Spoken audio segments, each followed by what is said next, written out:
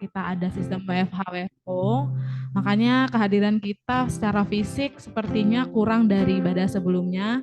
Namun kiranya hal tersebut tidak mengurangi sukacita kita dalam memuji Tuhan. Kita bersyukur hari ini kita dapat berkumpul dengan keluarga Binrokris Kementerian Perindustrian yang saat ini ibadah bulanan ini dilayani oleh Dirjen Ilmate. Sebelum mulai ibadah kita, mari kita saat teduh sejenak.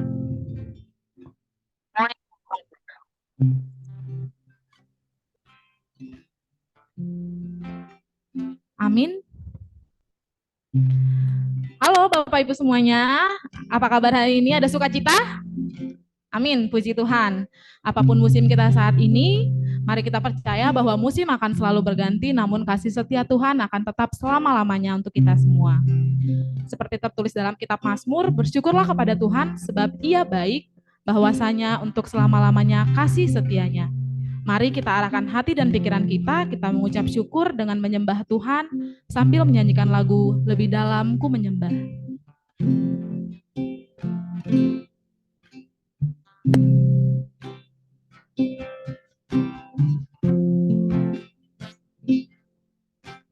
Sungguh besar setiamu, nyata di sepanjang hidup. Darahmu telah layakkan kehidupanku.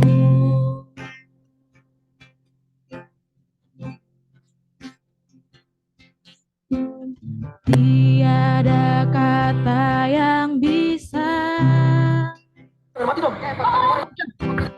lukiskan indahnya Kau Tuhan.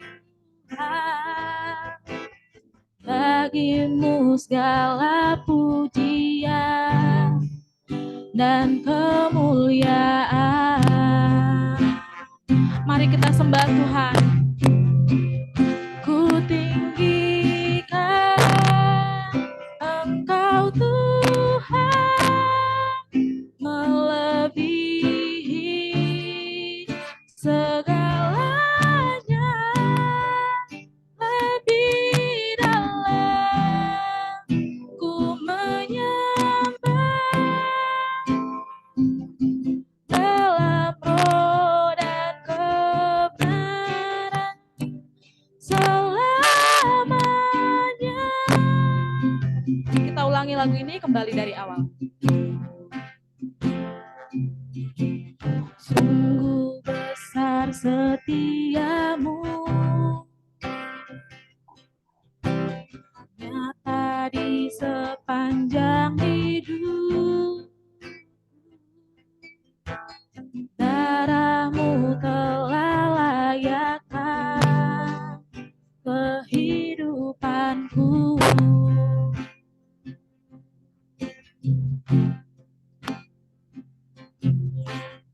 Tiada kata yang bisa lukiskan indahnya Kau Tuhan. Bagimu segala pujian dan kemuliaan. Kami tinggikan Engkau ya Tuhan. Ku tinggikan Engkau Tuhan, melebihi segalanya, lebih dalam ku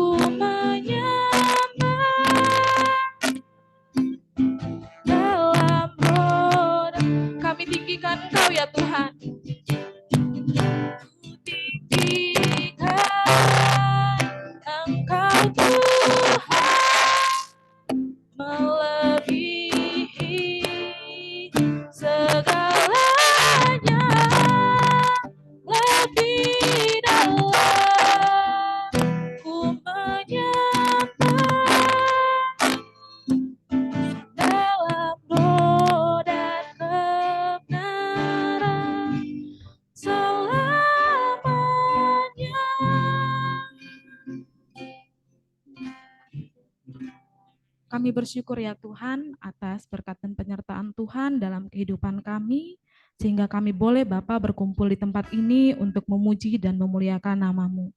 Kiranya Tuhan hadirlah Engkau di tengah-tengah ibadah kami, karena kami percayakan firman Tuhan, di mana 2-3 orang berkumpul di dalam nama-Mu, Engkau ada di tengah-tengah mereka. Kami percaya Engkau hadir di setiap hati kami Tuhan, biarlah Tuhan kami boleh memberikan waktu kami untuk fokus memuji dan memuliakan nama-Mu, untuk mendengarkan firman-Mu Tuhan, agar boleh Tuhan firman-Mu dapat menjadi pelita dalam kehidupan kami.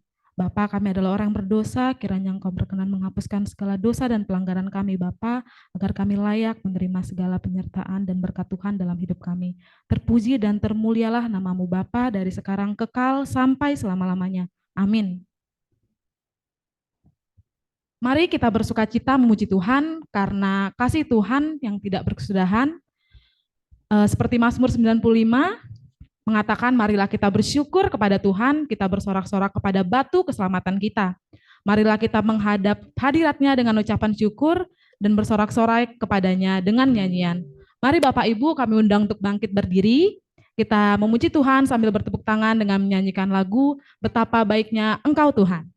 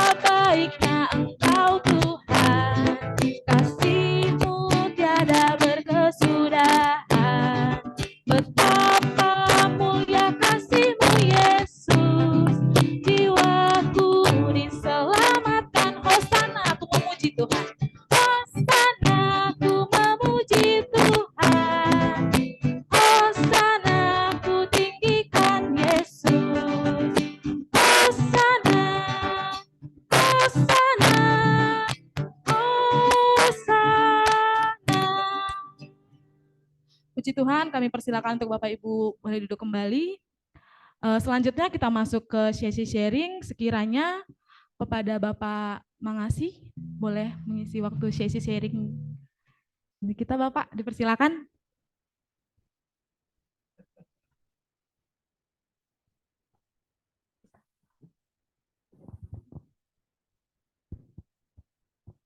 Selamat datang Pak Direktur. Baik, shalom Bapak Ibu sekalian. Shalom. Baik. Terima kasih yang saya hormati Pak Pendeta, Pak Eko, Pak Direktur Industri Permesinan, dan rekan-rekan sekalian yang hadir secara on-site maupun secara online. Saya memang ditolong sama Mbak Dian ini. Tiba-tiba di WhatsApp, Pak Mangasih nanti kasih sharing ya. Saya bilang, ada yang lain nggak? Dia bilang kalau Bapak berkenan, wah ini berarti nggak bisa ditawar lagi ini dalam hati saya ini. Baik Bapak Ibu sekalian, bicara mengenai sharing, tentu kita bicara mengenai banyak hal tentang pertolongan kebaikan Tuhan dalam hidup kita. Dan tanda kutip situ juga tentu ada pergumulan-pergumulan yang kita hadapi. Sepanjang hidup kita ada pergumulan yang memang dia temporer datangnya, ya termasuk dalam hal-hal kerja. Tapi ada pergumulan memang sepanjang hidup kita rasakan itu, atau dalam waktu tertentu sampai sekarang ini kita merasakan pergumulan itu. Dan saya pikir kita semua punya hal seperti itu, dan saya mungkin tidak akan semua bercerita sebab saya butuh waktu untuk berpikir apa yang saya mau katakan dan pergumulan apa yang akan saya sampaikan. Baik, mungkin saya sedikit saja karena saya lihat tadi apa namanya topiknya adalah apa namanya kesombongan, melenyapkan kesombongan. Jadi Bapak Ibu sekalian, pergumulan saya yang panjang dan sampai terjadi sampai hari ini berkaitan dengan keluarga. Jadi saya menikah tahun 1993 dan saya baru dikarunia anak tahun 1997. Jadi cukup 4 tahun dan saya orang Batak. Jadi Bapak Ibu bayangkan kalau sudah orang Batak 4 tahun itu sudah ngomongan sudah agak parah di telinga. Apalagi saya anak tunggal di keluarga Batak. Saya 3 bersaudara. Saya kakak saya nomor 1, dia di Jayapura tapi udah pensiun tinggal di sini. Saya nomor 2 dan adik saya yang sekarang bertugas di Kepala Biro Hukum di Kementerian Keuangan. 4 tahun banyaklah, tapi saya tetap bersabar, berdoa saja. Dan akhirnya dengan pertolongan Tuhan kita percaya lahirlah tahun 97 anak saya yang pertama. Betapa bahagianya. Tapi kebahagiaan itu 1 bulan, 2 bulan, 3 bulan, menjelang 1 tahun kita melihat ada kelainan di anak saya ini. Jadi rupanya tidak bisa berkomunikasi, tidak bisa menatap. Dia sibuk dengan dirinya sendiri berputar-putar. Cari tahu informasi, anak ini ada kekurangan. Istilah mengatakan dia autism begitu. Dan kami tinggal di Jayapura, tidak ada pilihan lain yang begitu terbatas. Akhirnya kami pergi ke Jakarta, cari tahu, dan disinilah dokter di sini mengatakan, maaf Bapak Ibu, anak Bapak Ibu tergolong anak yang berkebutuhan khusus, tapi tingkatannya dia adalah yang autism. Jadi memang butuh banyak hal. Termasuk di situ butuh segala sesuatu yang Bapak Ibu punya yang harus dikorbankan untuk anak ini. Begitu. Saya singkat cerita, hitungan demi hitungan dari mulai periksa darah yang nggak bisa di Indonesia, harus di luar negeri, perlu ada pendampingan, perlu ada banyak permainan visual dan apa namanya untuk motoriknya memperbaiki, itu banyak sekali. Dan singkat saja, waktu itu tidak ada terapis dan perlu ada terapis, perlu ada pendamping. Jadi di Jayapura tidak ada begitu. Jadi kita harus cari orang, datangkan di sini. Sempat kita titipkan anak ini 6-7 bulan, tapi susah. Ketika anak ini menangis, istri saya juga nggak tahan. Jadi memang berat. Akhirnya kita usulkan, adalah kembalilah ke Jayapura, kita tariklah terapis begitu. Dan bulan demi bulan memang per bulan berat. Karena biaya yang dihitungkan itu tidak terhitung. Inilah kalau kita hitung matematika tidak bisa. Memang jangan pernah menghitung kasih Tuhan itu dengan matematika. Rumah kami tipe 21, 2 biji, dan gaji kami kecil. Untuk bayar terapisnya saja, gaji kami berdua nggak cukup. Untuk bayar terapisnya waktu itu masih 4,5 juta. Belum yang harus vitaminnya dari luar negeri karena nggak bisa makan tepung, nggak bisa makan susu, nggak bisa kena gula. Itu rotasi dietnya harus berlangsung. Hari ini dia makan mie, nanti ketemu lagi minggu depan. Besok nggak boleh mie. Harus beras merah, harus beras hitam, begitu seterusnya. Jadi bisa dibayangkan berapa yang harus kami keluarkan. Sampai ketika satu pertemuan keluarga, saya bilang, aduh, saya mau katakan saya mau bunuh diri aja, nggak sanggup kalau ngelihat kemampuan kami. Tapi Bapak Ibu sekalian, dengan iman kami jalan, dengan pertolongan banyak orang, dengan kuat dalam persekutuan peribadatan kita percaya bahwa kalau Tuhan bikin gini untuk kami akan mampu melakukannya begitu. Nah Bapak Ibu sekalian, kalau secara matematika tahun berikutnya kami hitung harus jual rumah 1 dan apa yang bisa jual ternyata tidak seperti itu. Singkat cerita memang sampai dengan saat ini anak saya itu bisa lulus Politeknik Jakarta, tadi saya cerita pendeta, cuma saya tidak cerita kalau anak saya autisme. Pak Pendeta tanya, saya kasih tahu begitu. Dan kami bersyukur dia punya adiknya normal. Jadi memang artinya Tuhan itu betul-betul baik, dia beri saya kekuatan. Saya waktu itu masih tugas di Papua, tapi hampir tiap minggu Tuhan kasih tugas saya ke Jakarta. Perjalanan dari Jayapura ke Jakarta itu kami dapat uang perjalanan tinggi beda dengan kondisi di Jakarta. Dan itu perjalanan itu saya bisa belikan dia segala kebutuhan vitamin di Selipi. Tokonya khusus Selipi. Segala makanan dia vitamin saya beli Selipi. Jadi uang saya habis itu. Tapi selalu Tuhan kasih. Tuhan kasih saya berkat banyak untuk anak ini. Jadi tidak pernah memang perhitungan saya akan habis.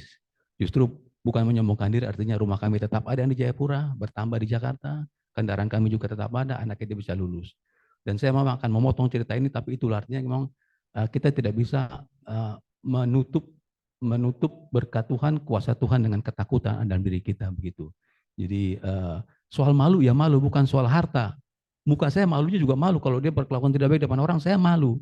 Tapi itu harus saya terima. Jadi rasa malu harus saya terima, pengeluaran yang besar harus saya terima. Tapi itulah, itu kekuatan yang datang dari Tuhan terus mengalir, dan sekalipun begitu, ketika saya diminta untuk pelayanan juga di Jayapura, hidup saya lebih dari 20 tahun di Jayapura itu ditugasi untuk melayanan di gereja. Dan itu saya tinggalkan anak itu.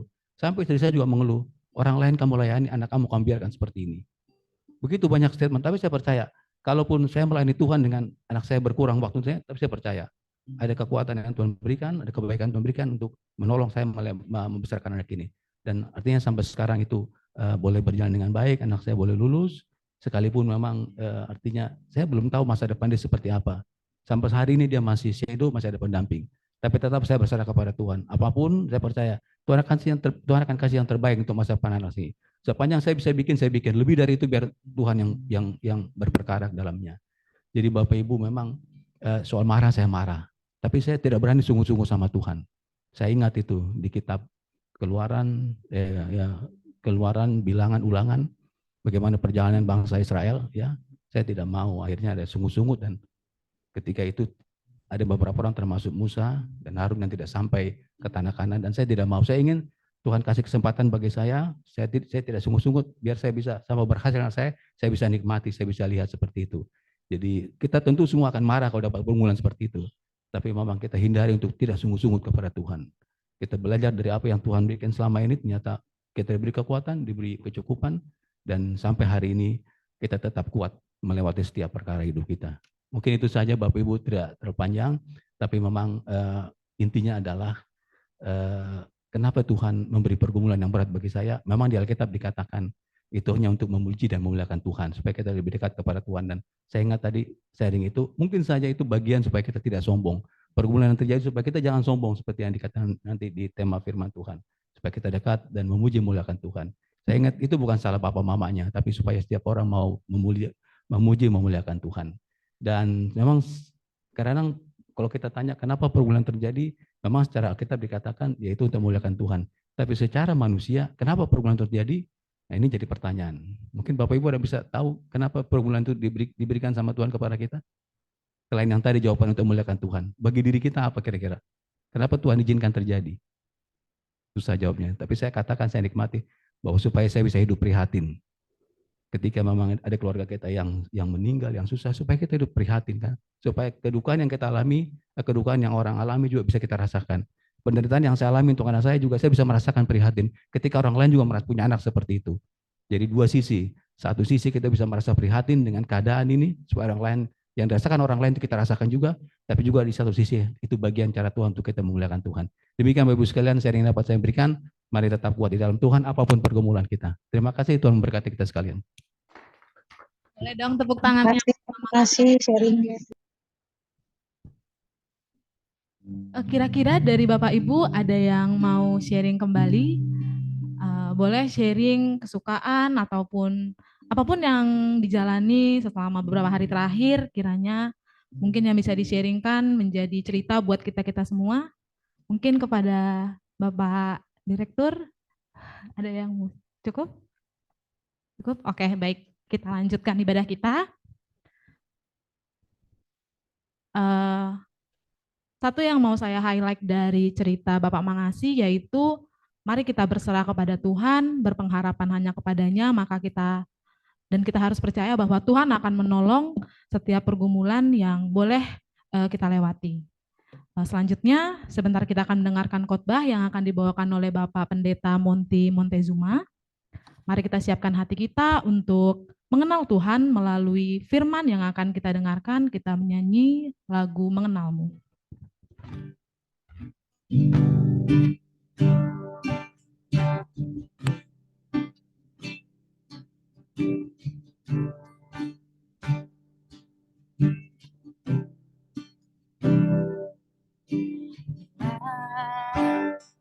Buka mataku dan lihat wajahmu, ku terkagum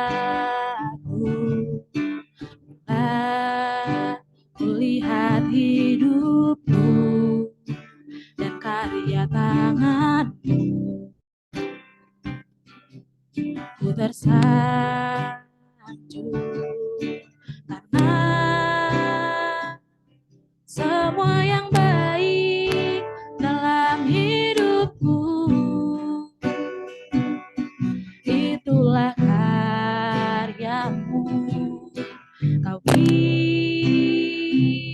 kesempatan yang baru dan ku ingin mengenalmu Tuhan lebih dalam dari semua yang ku kenal. Tiada kasih yang melebihimu, ku ada untuk menjadi penyembahmu. Kita nyanyikan lagu ini kembali dari awal. Bila buka mataku dan lihat wajahmu, ku terkagum. Bila ku lihat hidupku dan karya tanganmu, ku tersanjung karena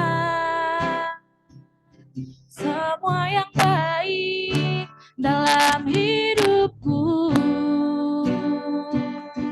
itulah karyamu. Kau beri kesempatan yang baru dan ku ingin mengenalmu Tuhan lebih dalam dari semua yang ku kenal. Tiada kasih yang melebihimu, ku ada untuk menjadi penyembahmu.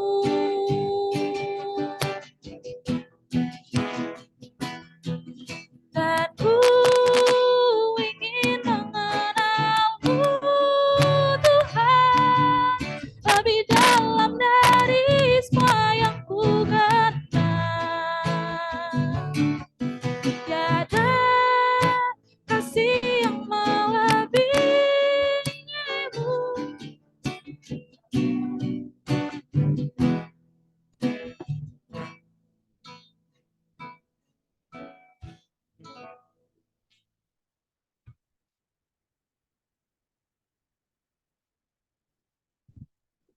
Kami bersyukur Tuhan, terima kasih untuk siang hari ini, untuk kehadiran-Mu di tengah-tengah kami.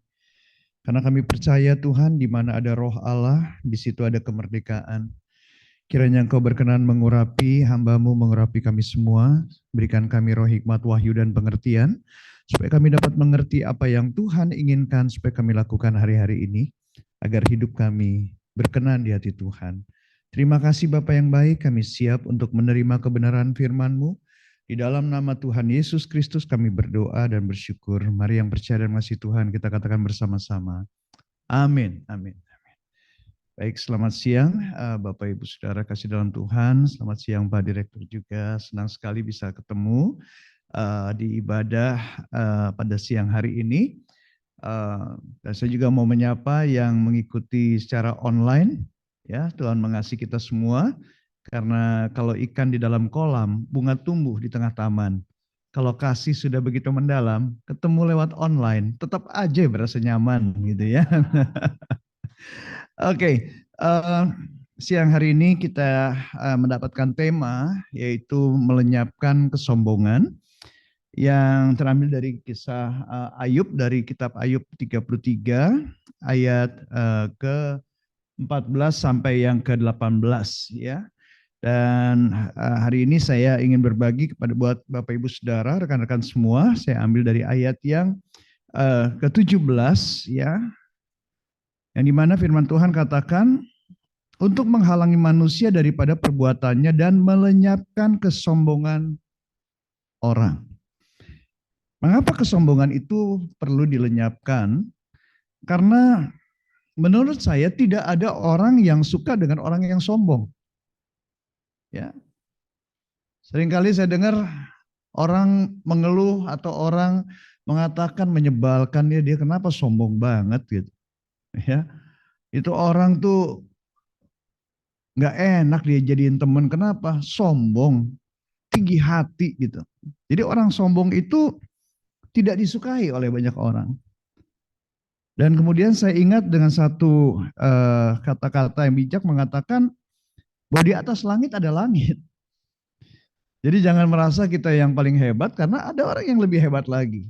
Merasa paling kaya, ada orang yang lebih kaya lagi. Merasa paling pintar, lebih pintar lagi.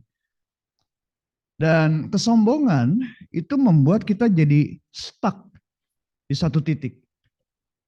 Ya, itu sebabnya kenapa kesombongan itu perlu dilenyapkan, karena kita tidak bisa move to the next level dalam kondisi hati sikap yang sombong. Dan kesombongan juga akan membawa kita kepada banyak kebohongan-kebohongan. Karena ingin selalu menjadi yang paling, sehingga bisa terjebak dengan hal-hal yang justru tidak benar. Berbohong supaya tetap diakui sebagai yang nomor satu, yang paling hebat dan sebagainya. Lalu bagaimana sekarang pandangan Tuhan tentang kesombongan? Di dalam Amsal 16 ayat yang kelima, Amsal 16 ayat yang kelima, firman Tuhan katakan, setiap orang yang tinggi hati adalah kekejian bagi Tuhan. Sungguh ia tidak akan luput dari hukuman. Jadi kesombongan jelas firman Tuhan katakan, di mata Tuhan itu adalah kekejian. Sesuatu yang keji. Waduh. Kalau pencipta kita udah memandang itu sesuatu yang keji, jangan main-main deh. Ya. Dan dikatakan orang yang sombong tidak akan luput dari hukuman. Gak akan luput dari hukuman. Kalau urusan dengan manusia di dunia ini, berurusan dengan manusia yang masih mengatur hukum di dunia ini, asal punya uang, asal punya kekuasaan, apa sih yang gak bisa diatur? Betul nggak? Hukuman mati bisa jadi hukuman seumur hidup. Ya. Hukuman penjara bisa dipotong sampai potongannya 50%. Secara surat keputusan harusnya orang itu dipenjara. Tapi faktanya ada di rumahnya tuh. Apa yang nggak bisa diatur? Selama punya uang, selama punya kekuasaan. Tapi itulah fakta ketika kita berurusan dengan kekuasaan manusia. Tapi kalau berurusan dengan Allah yang berkuasa, mana bisa diatur, saudara? Ya, mana bisa diatur? Nah, ini bahayanya kalau kita punya mentalitas seperti itu. Ya, dengan manusia yang kelihatan aja mau ngatur, apalagi sama Tuhan yang nggak kelihatan. Ya, Tuhan bilang, kalau kamu nggak bisa mengasihi manusia yang kelihatan aja, bagaimana bisa mengasihi Tuhan yang nggak kelihatan?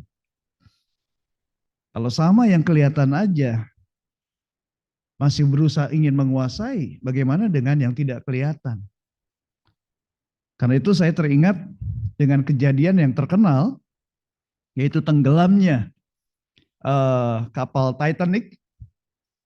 Mungkin saudara tahu ceritanya. Itu adalah kapal mewah yang terbesar pada waktu itu. Ya.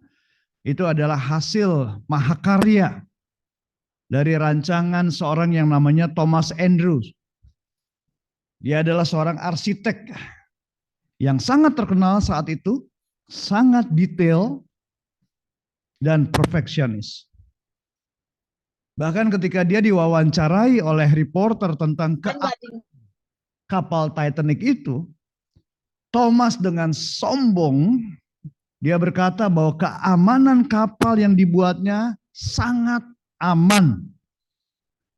Bahkan Tuhan sekalipun tidak mampu menenggelamkannya, katanya begitu.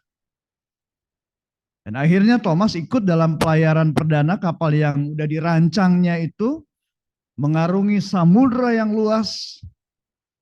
Tapi setelah 4 hari kapal itu berlayar, kapal Titanic menabrak gunung es di Samudra Atlantik dan menewaskan banyak sekali korban. Dan kejadian musibah tenggelamnya kapal Titanic itu terjadi pada tahun 1912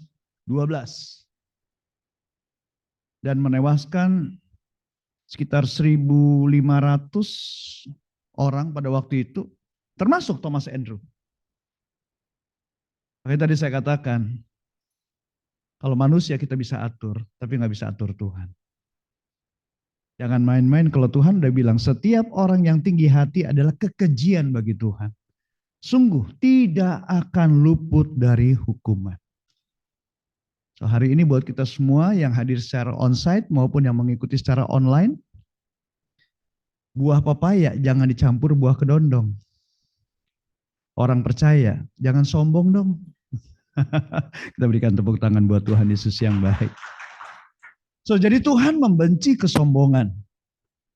Tetapi Tuhan mengasihi orang yang rendah hati.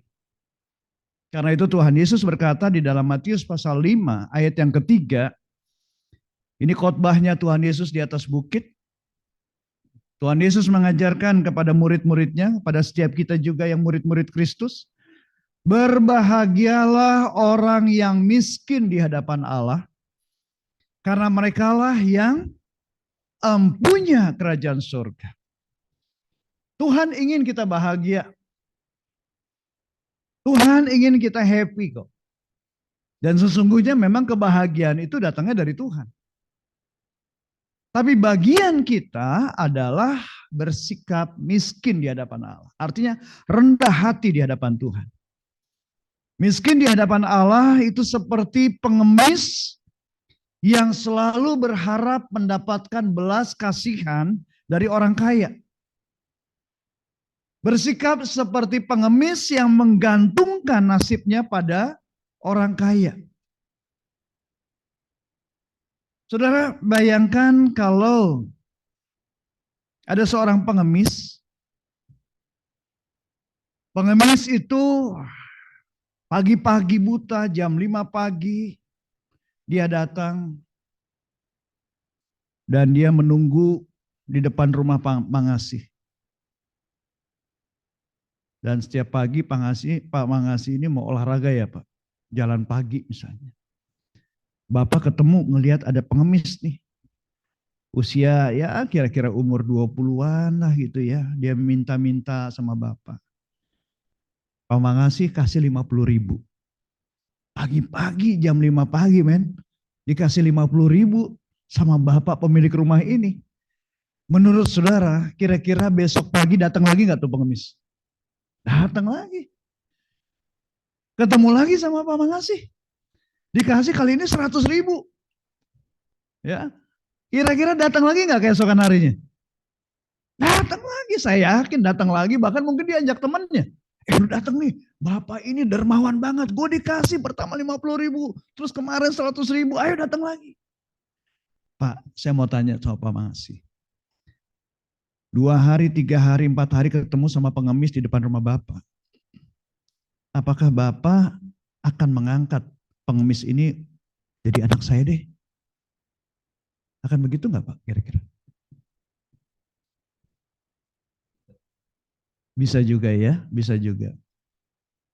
Kalau teman-teman yang lain, Pak Direktur kira-kira gimana Pak? Enggak juga nggak apa-apa kok. Ngasih aja uang, enggak harus angkat anak kan gitu. Ya. Itu manusia, itu wajar. Tapi beda dengan Bapa di surga. Bapa di surga waktu melihat kita tuh bergantung sama dia. Seperti pengemis ini. Yang berharap dengan belas kasihan Bapa. Berharap kepada belas kasihan Tuhan. Setiap hari bergantung Tuhan, saya butuh Engkau. Seperti seorang pengemis.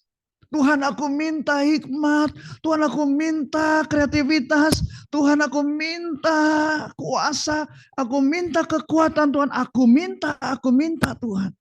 berharap sama Tuhan. Justru bagi Tuhan, sesuai dengan yang Yesus janjikan, kamu akan berbahagia. Karena kamu akan diangkat menjadi empunya kerajaan surga. Kalau kita minta-minta sama orang, belum tentu diangkat jadi anak. Enggak. Seperti tadi pengemis itu. Enggak harus juga jadi anak kok. Enggak apa-apa. Beda sama Bapa di surga. Justru waktu Bapa melihat kita tuh bergantung sama Dia, berharap sama Dia, minta-minta sama Dia, mengandalkan Dia, bukan mengandalkan manusia, bukan mengandalkan kekuatannya sendiri, justru kamu akan bahagia. Karena kamu adalah empunya kerajaan surga. Kalau saudara diangkat menjadi warga kerajaan surga, empunya kerajaan surga, maka kerajaan akan mensuplai segala yang saudara butuhkan di dunia ini. Apa yang saudara butuhkan? Lagi ada masalah polusi nih Tuhan. Masalah di kota kami Tuhan. Banyak orang yang sakit kena ispa ya Tuhan. Berikan kami hikmat. Kira-kira Tuhan bingung gak? Gimana ya? Jangankan lu, gua aja bingung. Apa Tuhan bingung? No. Tuhan sumber hikmat dan kreativitas. Lihat aja. Saking kreatifnya dia. Berapa miliar manusia yang ada di dunia ini gak ada yang sama mukanya. Surga akan mensuplai hikmat. Apa yang kita butuhkan? Kita butuh kuasa. Tuhan, aku butuh kuasa. Tuhan akan memberikan kuasa itu, suplai kuasa. Tuhan, apa lagi yang harus kami buat? Kami butuh kreativitas Tuhan. Ini suasana kerja ini sudah mulai membosankan misalnya gitu. Surga akan mensuplai kreativitas. Surga juga sanggup mensuplai kesehatan. Mungkin secara manusia, seperti yang disaksikan oleh Pak Mangasi. Kenapa anak saya ada yang satu yang normal, yang satu autis? Buat manusia itu gak normal. Yang menciptakan itu siapa? Tuhan sanggup. Jangankan manusia, batu jadi roti juga Tuhan bisa. Bagi Tuhan gak ada perkara yang mustahil. Pak Mangasi kita gak tahu. Hari ini kita tahu sebatas ini kemampuan dari anak kita Pak. Tapi kita gak pernah tahu. Nanti 10 tahun, 20 tahun kemudian akan terjadi apa. Kita baru ngobrol kan Pak. Satu pribadi teman saya yang gak bisa bahasa Inggris. Lalu jadi menteri kan. Nanti tanya Pak Mangasi, siapa yang dimaksud sama Pak Pendeta itu gitu kan. Ya, gak ada yang tahu. Ya. Jadi Tuhan suka sama orang yang rendah hati. Amin. Siapa yang mau rendah hati di sini? Puji Tuhan. Lihat anggota Densus naik pesawat merpati. Lihat deh murid Kristus, pasti rendah hati. Gitu. Kita berikan tepuk tangan buat Tuhan Yesus yang baik. Amin. Jadi mau rendah hati? Siapa yang mau rendah hati sekali lagi boleh angkat tangannya. Yang di rumah-rumah juga, yang ingin mengikuti secara online, ya. Saudara, beneran mau rendah hati? Hah? Gak kepengen pamer? Dapat promosi loh. Gak kepengen flexing? Ikutan flexing itu kan banyak tuh yang lagi flexing-flexing tuh. Ya kan, hati-hati dengan flexing-flexing saudara. Karena bentar lagi masuk kepada kesombongan. Ya. Saudara, untuk kita bisa rendah hati. Dan itu yang disukai Tuhan. Tuhan punya resep ampuh. Katakan sama-sama resep ampuh. Tuhan punya resep ampuh untuk melenyapkan kesombongan. Yaitu apa? Yaitu masuk dalam proses padang gurun. Apa itu padang gurun? Ada 3 hal yang terjadi di dalam proses padang gurun. Yang pertama adalah padang gurun itu bicara proses dan pergumulan hidup. Latar belakang saya bukan Kristen. Saya lahir dan dibesarkan dari keluarga yang beragama Islam. Saya nggak ngerti kekristenan sebelumnya, apalagi pelayanan. Saya nggak ngerti. Dari hidup yang kacau jadi belajar hidup benar. Ya, sampai hari ini pun juga saya masih belajar untuk hidup benar, guys. Walaupun udah jadi pendeta, masih tetap belajar yang benar itu seperti apa sih. Dan itu butuh waktu proses. Nah, padang gurun ini bagi kita ini adalah sebuah kesempatan yang Tuhan berikan untuk kita berproses, saudara. Seperti baju yang kita kenakan, baju yang bagus-bagus ini adalah hasil sebuah proses. Yang kadang menyakitkan, kadang itu menakutkan, kadang itu mengkhawatirkan, bisa terjadi karena bingungnya kita. Bayangkan padang gurun. Saya pernah satu kali mendapat kesempatan ketika membawa rombongan untuk perjalanan ziarah ke Mesir, melewati padang gurun. Siangnya panas minta ampun, malamnya gelap banget, udah gitu dikejar-kejar sama pemberontak-pemberontak gitu. Wah, kita naik mobil jeep di padang gurun yang gelap gitu kan. Itu udah pasrah aja sama Tuhan, karena kita nggak tahu nih supirnya mau bawa kita kemana gitu kan. Nggak ada rambu-rambunya, yang namanya juga dikejar sama pemberontak begitu. Tapi inilah padang gurun yang Tuhan berikan kepada kita untuk kita berproses pergumulan hidup ini. Yang kedua, padang gurun itu adalah tempat di mana mujizat Allah itu paling banyak dinyatakan. Coba kita baca di Alkitab deh. Mujizat lebih banyak di padang gurun daripada di istana. Di istana malah Daud jatuh dalam dosa gitu kan. Tapi di padang gurun bangsa Israel dapat mujizat. Roti mana setiap hari. Dapat pemeliharaan dari Tuhan. Mereka berjalan bertahun-tahun di padang gurun tapi mereka nggak kekurangan makanan, mereka dipelihara. Artinya padang gurun ini bicara juga mengenai kehadiran Tuhan. Tapi yang ketiga, yang saya belajar di sini, padang gurun itu adalah cara untuk kesombongan turun. Nah, saya lebih mau menekankan di bagian yang ketiga, ini padang gurun adalah cara supaya kesombongan kita turun. Saya mengalami di bagian yang ketiga ini. Di mana saya dulunya adalah seorang yang sombong banget, cinta uang. Sebelum saya Kristen secara materi nggak kekurangan, berlimpah-limpah pada waktu itu. Anak yang kedua, dari lahir sampai umur 2 tahun nggak pernah makanan yang lokal, semuanya import. Tapi ketika tahun 97, Tuhan lawat hidup saya, lahir baru, menjadi seorang Kristen. Di situ Tuhan mulai bawa kepada guru. Habis, bis. Yang tadinya punya mobil kemana-mana naik bis jadinya.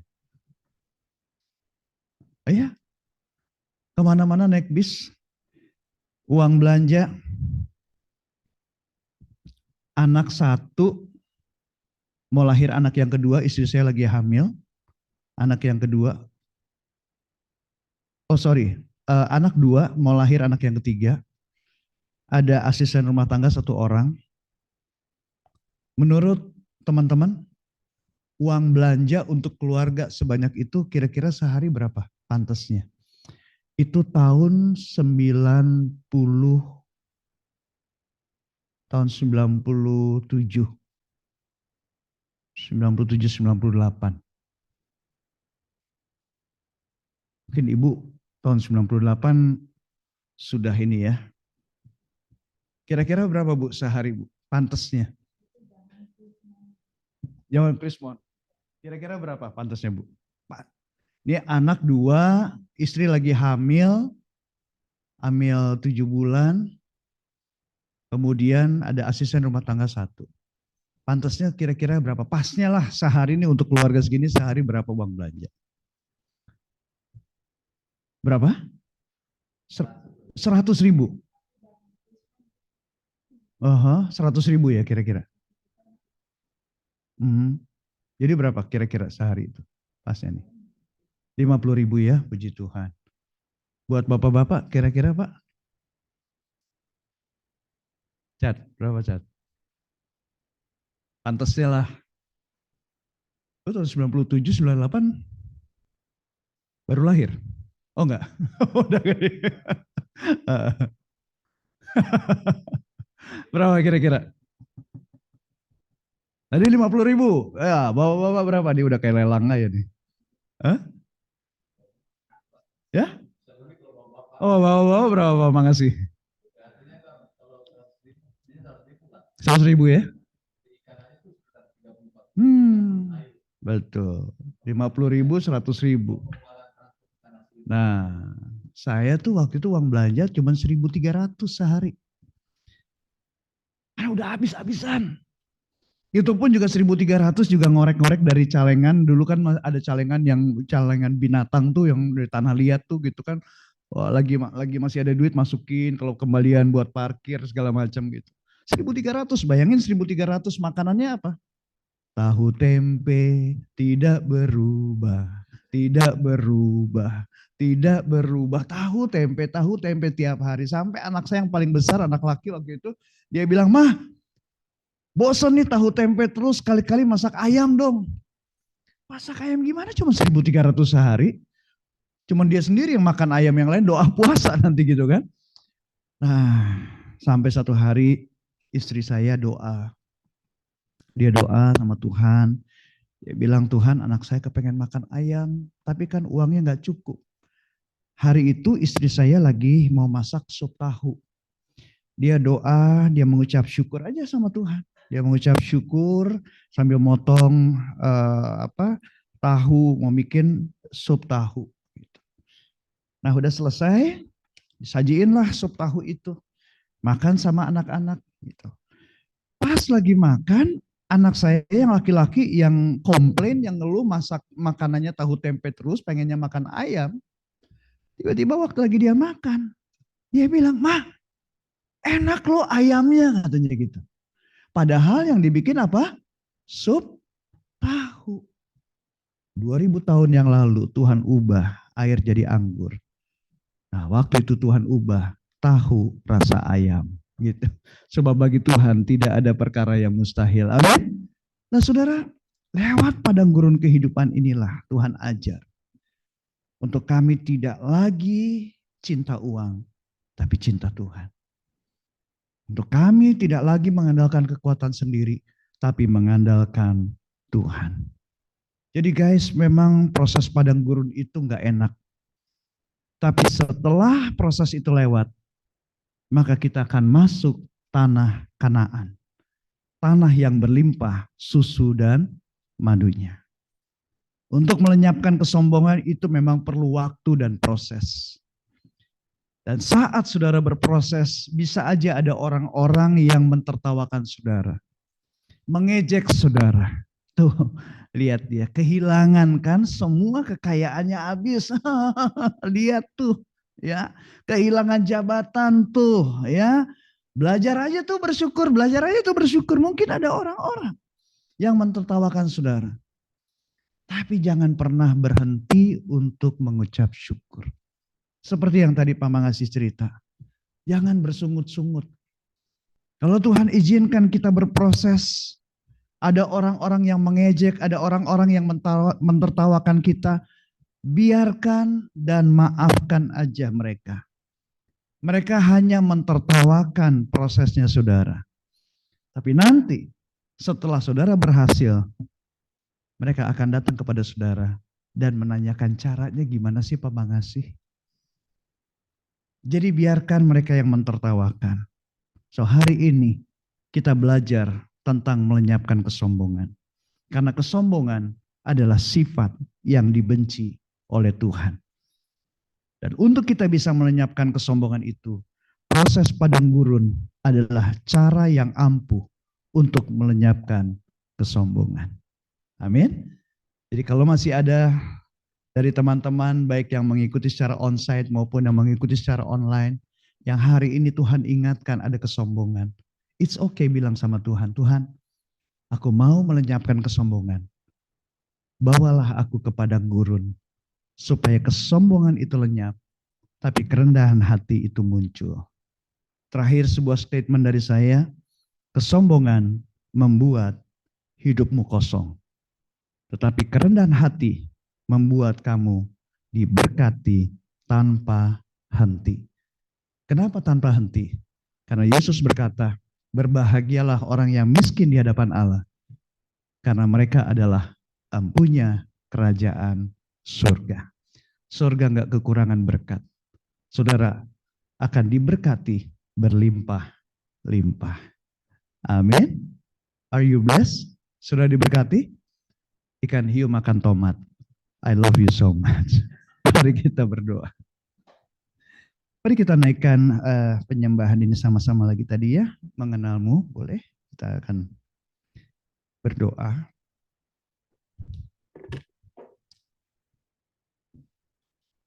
Ini refrainnya aja ya.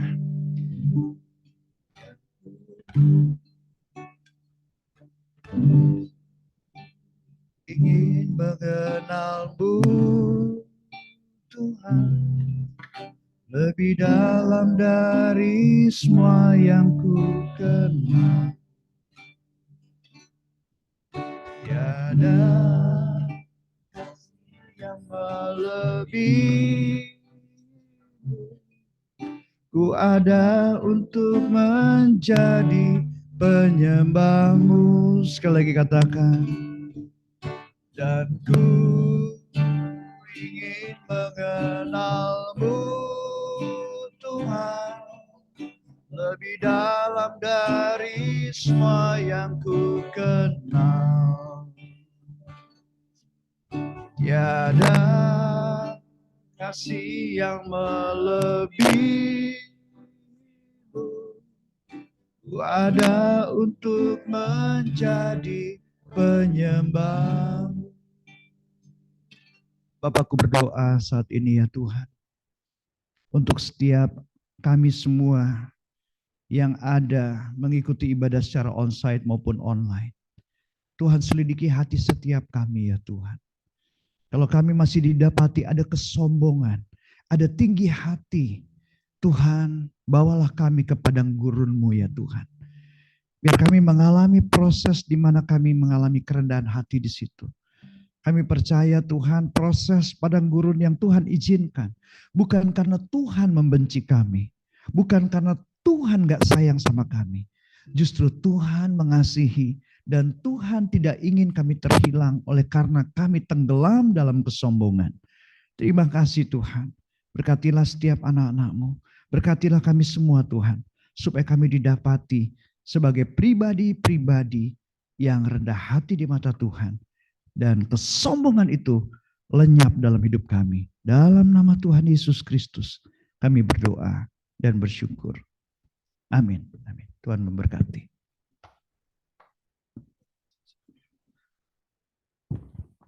Terima kasih kepada Bapak Pendeta. Kita kembali diingatkan untuk kita dapat berproses melewati padang gurun yang kita alami sehingga kita mampu melenyapkan kesombongan yang kita tahu bahwa itu tidak disukai oleh Tuhan. Oke, kita lanjutkan ibadah kita untuk merespon firman Tuhan dan sekaligus kita bersukacita bulan lalu kita baru saja merayakan kemerdekaan Republik Indonesia. Nah, mari kita bersyukur atas penyertaan Tuhan untuk negara kita juga. Bapak Ibu, mari kita kumpulkan persembahan kita karena setiap persembahan yang kita berikan adalah wujud berkat yang telah Allah anugerahkan kepada kita. Sambil mengumpulkan persembahan, mari kita menyanyikan lagu Betapa Kita Tidak Bersyukur.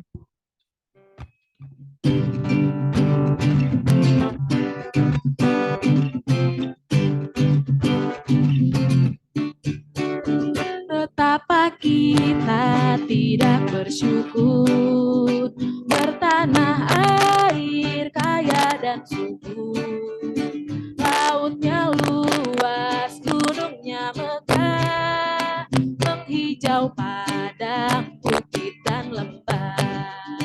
Itu semua berkat karunia Allah yang agung maha kuasa.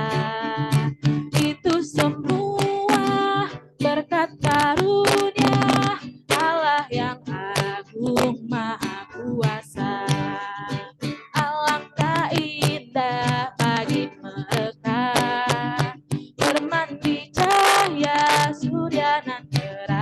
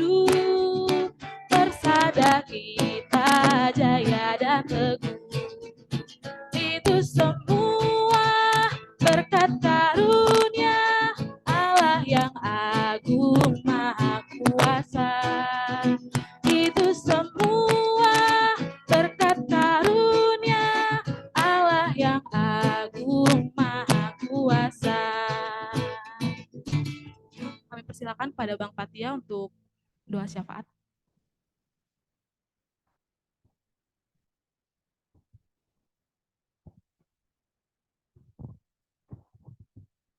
Bapak Ibu, mari kita bersatu dalam doa.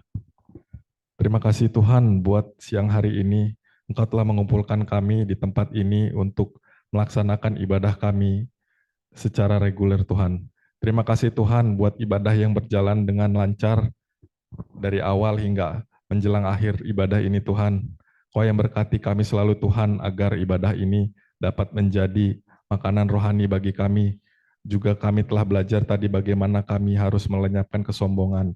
Engkau yang berkati Tuhan, Bapak Pendeta Monty dan keluarga, begitu juga dengan song leader dan pengisi acara seluruh perangkat ibadah dan seluruh Bapak Ibu, rekan-rekan kami yang hadir pada hari ini, baik secara onsite maupun online. Kau yang berkati selalu Tuhan ibadah kami ini, dan nantinya untuk ibadah yang selanjutnya agar lebih banyak lagi yang bisa hadir pada ibadah kami Tuhan. Kami juga berdoa Tuhan untuk orang-orang di sekitar kami Tuhan.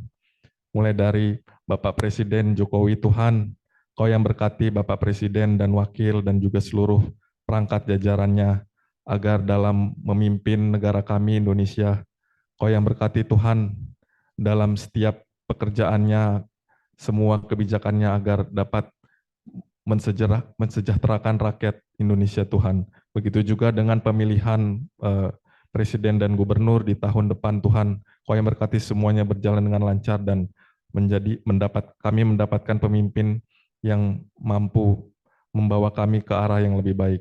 Kami juga berdoa Tuhan buat Bapak Menteri Perindustrian, Bapak Agus Gumiwang dan keluarga, begitu juga dengan jajarannya Tuhan, Bapak Sekjen, Bapak Ibu Dirjen, maupun pejabat-pejabat Kemenperin di pusat dan daerah. Kau yang berkati Tuhan agar semuanya dapat menjalankan kebijakan industri yang baik dan membawa industri ke arah yang lebih baik Tuhan ke depannya. Begitu juga Tuhan, kami berdoa dan kami sangat bersuka cita untuk Bapak Ibu rekan-rekan kami yang baru saja dan mungkin sudah mendapatkan promosi Tuhan ke jabatan yang baru dan lebih baik dari sebelumnya. Kau yang berkati Tuhan agar kami sebagai anak-anak-Mu dapat menjadi buah di tengah-tengah pekerjaan kami masing-masing Tuhan. Kami juga berdoa ya Bapak buat Bin Rohkris kami, organisasi kami Tuhan, buat Ketua Bin Rohkris, Bapak Adi, begitu juga dengan koordinator, wakil koordinator dan seksi-seksi semua, dan juga setiap pengurus Bin Rohkris dan seluruh anggota Bin Rohkris Tuhan, agar kiranya kami semuanya dapat menjalankan program kami untuk kami semakin bertumbuh Tuhan di dalam Engkau. Begitu juga dengan persiapan Natal kami ya Tuhan yang akan kami laksanakan di pertengahan, rencananya di pertengahan Desember tahun ini. Kau yang berkati Tuhan, Ketua Natal kami, Ibu Mary, begitu juga dengan koordinator dan anggota timnya agar segala persiapan berjalan dengan lancar sampai nanti di bulan Desember Tuhan. Kami juga berdoa Tuhan buat teman-teman kami yang saat ini mungkin sedang sakit maupun dalam pemulihan, khususnya saudari kami Angel dan saudara kami Bapak Yosep yang baru saja sedang dalam pemulihan. Engkau yang berkati Tuhan, Engkau yang kuatkan mereka agar segala pemulihan berjalan dengan lancar dan dapat pulih kembali seperti sedia kala dan dapat bersuka cita untuk berkumpul kami kembali bersama-sama. Begitu juga Tuhan dengan kegiatan Bin Rohkris lain seperti doa pagi setiap hari Sabtu Tuhan. Kau yang berkati agar dalam setiap kegiatan Bin Rohkris dapat diikuti oleh setiap kami dengan baik Tuhan. Terima kasih Tuhan, kami juga bersuka cita buat rekan-rekan kami yang di bulan Agustus ini berulang tahun Tuhan di bulan Agustus. Kau yang berkati Tuhan, Kau berikan panjang umur, kesehatan, dan juga rezeki dan berkat untuk setiap kami Tuhan. Terima kasih ya Bapak, kami juga berdoa setiap pegawai Kementerian Perindustrian satu persatu dan seluruh keluarga agar selalu diberikan kesehatan dan berkat dan Engkau yang berkati kami dalam setiap pekerjaan kami ya Bapak. Terima kasih ya Bapak, kami berdoa buat seluruh harapan dan keinginan kami Tuhan yang mungkin satu persatu tidak dapat kami sebutkan Tuhan, Tapi kami percaya Engkaulah yang Maha mengetahui dan memberikan yang terbaik sesuai dengan kehendak-Mu Tuhan, apa yang ada menjadi pergumulan dan harapan kami Tuhan. Di atas semuanya itu ya Bapa, Kau yang tahu Bapa bahwa kami adalah manusia yang berdosa. Kau yang berampuni kami atas segala kesalahan dan dosa kami, agar kiranya Kau yang ampuni Bapa untuk setiap dosa dan kesalahan kami, dan agar kami layak untuk menerima berkat-Mu. Terima kasih ya Bapa, terpujilah Engkau selalu Tuhan. Di dalam nama anak-Mu Tuhan Yesus Kristus kami berdoa dan mengucap syukur. Amin.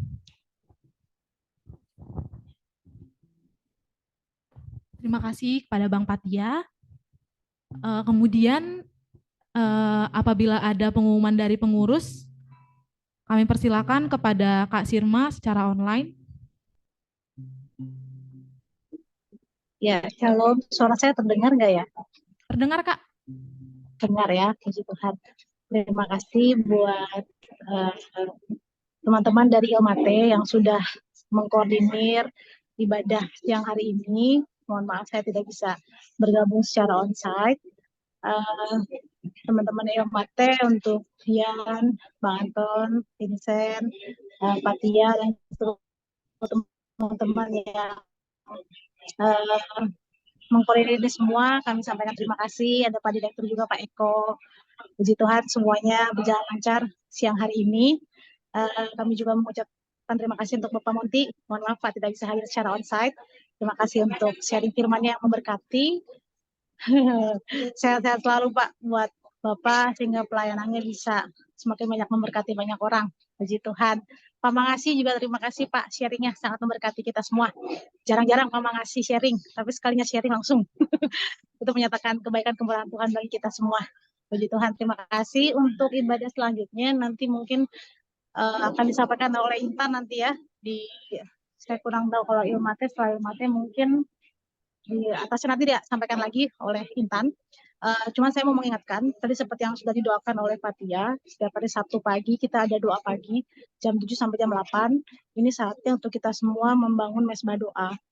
Jadi kalau informasi dari senior-senior kita itu terdahulu sudah ada mesbah doa, cuman waktu itu di ruangan-ruangan. Sekarang kan sudah ada teknologi dari Zoom ya, dari Zoom kita bisa terkoneksi kapan saja dan di mana saja.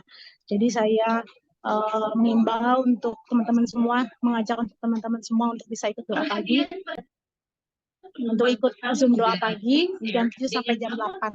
Itu saatnya kita untuk membangun mesbah doa untuk berdoa buat kementerian kita. Jadi itu aja, Bapak Ibu, selamat melanjutkan aktivitas kembali, Tuhan Yesus memberkati. Terima kasih Kak Sirma buat pengumuman dari pengurus. Kemudian sampailah kita pada akhir ibadah kita kepada Bapak Pendeta Monti Montezema. Kami undang untuk menutup ibadah kita dengan doa penutup dan doa berkat, dan kami undang untuk kita semua boleh berdiri.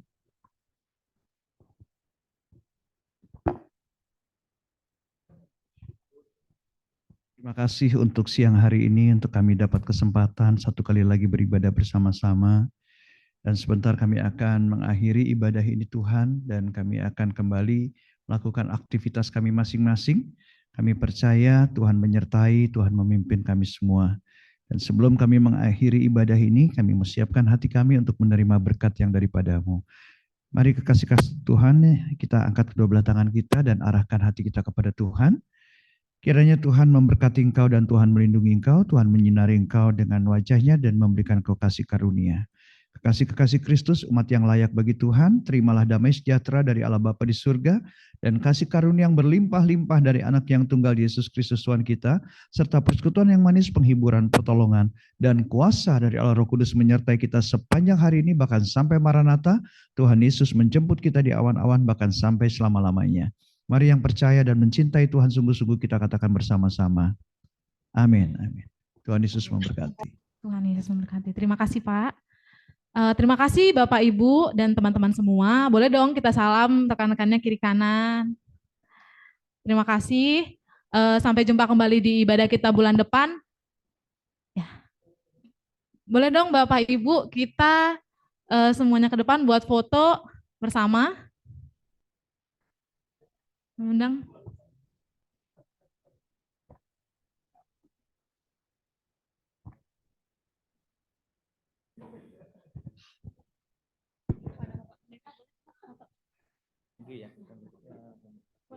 kita foto bersama dulu, Pak. Iya.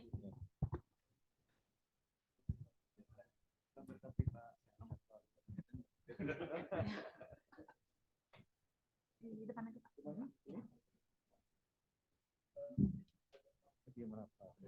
Kan, Pak.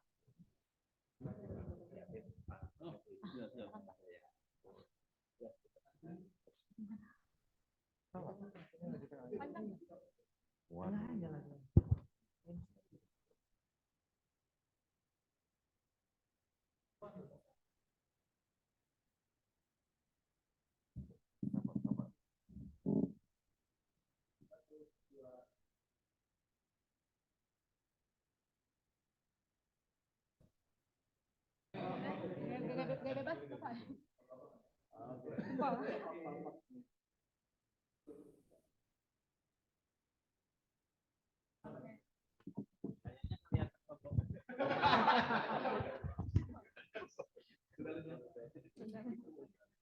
Lagi Pak. Berkati ya Kak ya. Berkati ya Pak ya.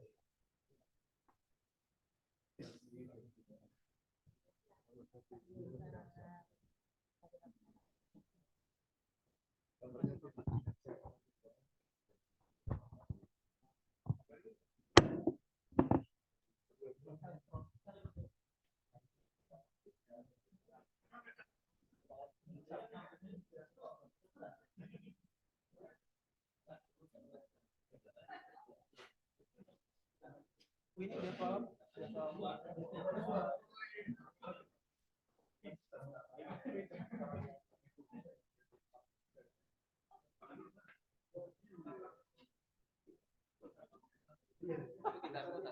Iya Pak, saya nggak kuat pakai ini Pak. Bisa dipakai buat gambling. Iya. Iya Pak, ya Pak.